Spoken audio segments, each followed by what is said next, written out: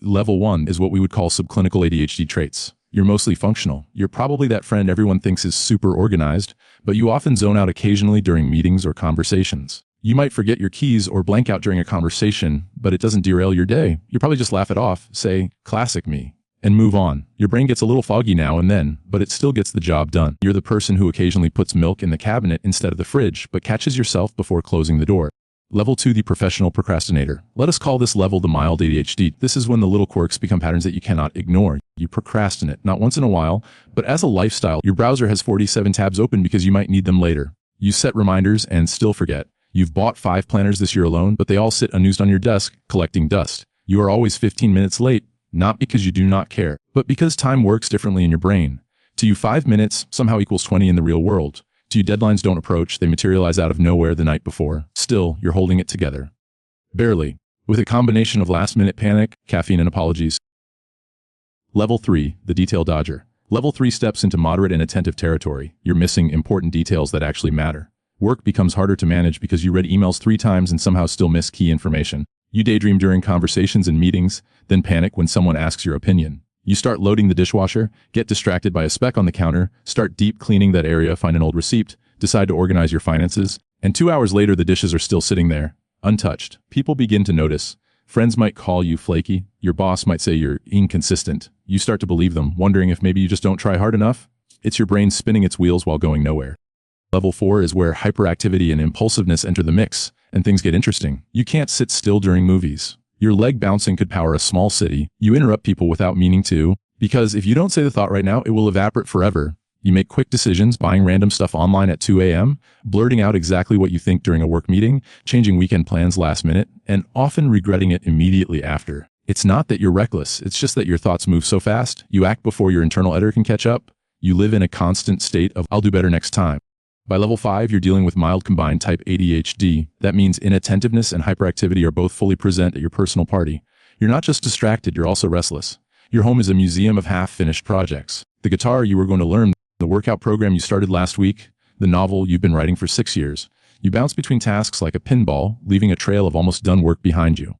You forget appointments, but also randomly start reorganizing your digital photo collection at 1 a.m. when you should be sleeping. You mean well, you try, but your brain has a mind of its own, and it's apparently an easily distracted 5-year-old in a toy store. Level 6, the emotional roller coaster. Level 6 turns up the volume on everything. Your ADHD is starting to affect your relationships, your work, and your mental health. Basically, your entire life. You talk too much about topics you're passionate about. You overly focus on creating the perfect Spotify playlist for 8 hours while ignoring 3 deadlines. Simple tasks like making a phone call or answering an email feel like climbing Mount Everest. Your emotions are a roller coaster. You feel rejection more deeply, get frustrated more quickly, and cycle through emotions like you're flipping TV channels. You want help, but navigating healthcare systems requires exactly the executive function skills you're lacking. Level 7, we are in severe inattentive ADHD territory. You're constantly overwhelmed by literally everything. You've lost track of what day it is multiple times this week. You lose your phone, your keys, your wallet. Every single day, sometimes multiple times. You have missed enough deadlines that your job might be at risk. You forget things the second after you hear them, like your brain is a sieve designed specifically to filter out important information. People think you are careless or that you don't listen. You start thinking you're fundamentally broken in some way. You're not, but life feels like everyone got a manual on how to be a person that somehow skipped your mailbox. Level 8, the impulsivity avalanche. At this level, you're restless in your own skin, like you're constantly vibrating at a frequency slightly different from the rest of humanity. You act before thinking, and it costs you in money. Think about your impulse purchases and forgotten subscriptions. It even affects your relationships. For example, saying exactly the wrong thing at the wrong time. In fact, it may even cost you your safety.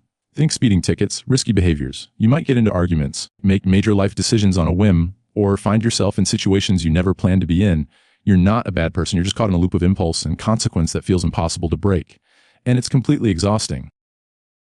At level 9, ADHD isn't flying solo anymore. You're dealing with comorbid conditions. Maybe depression that makes your bed feel like it has its own gravitational pull, anxiety that turns simple decisions into existential crisis, or other conditions that compound everything. Your executive function is basically non-existent. Getting out of bed takes everything you've got. You forget to eat, not because you're not hungry, but because preparing food requires too many sequential steps. You forget to pay rent until you get the late notice. You forget how to start tasks even when you desperately want to do them. You cry for no reason. Or worse, you feel nothing at all. This is the point where life truly feels unmanageable, and the world doesn't seem built for brains like yours. Level 10, treatment-resistant ADHD. You experience every symptom, all day, every day, with the volume cranked to maximum. No medication seems to work right. No amount of therapy fully helps. No productivity system sticks. No structure holds. You might not be able to maintain work. You might need significant support just to handle basic adult responsibilities. It's rare to be at this level, but it's real. And it's often misunderstood even by professionals who should know better. People at this level are frequently labeled as lazy or stubborn or even dramatic. In reality, they're fighting a battle no one sees with tools that keep breaking in their hands. If you're between levels 2 and 7, you're not alone. That's where most people with ADHD find themselves. The good news: ADHD isn't a life sentence to chaos. With the right help, you can not just survive but actually thrive. Therapy, medication, habit building, and community support can make a difference. But the first step is understanding where you are on the spectrum. This video wasn't meant to scare you or make you self-diagnose. It was intended to help you visualize the chaos you might be experiencing and show you that there's hope beyond it. You're not lazy. You're not stupid. You're not broken. Your brain just works differently. And millions of other people's brains work that way too. So, which level resonated with you? Drop it in the comments below. And if this spoke to you, share it with someone else who might need to hear it too. We're all trying to figure it out one level at a time.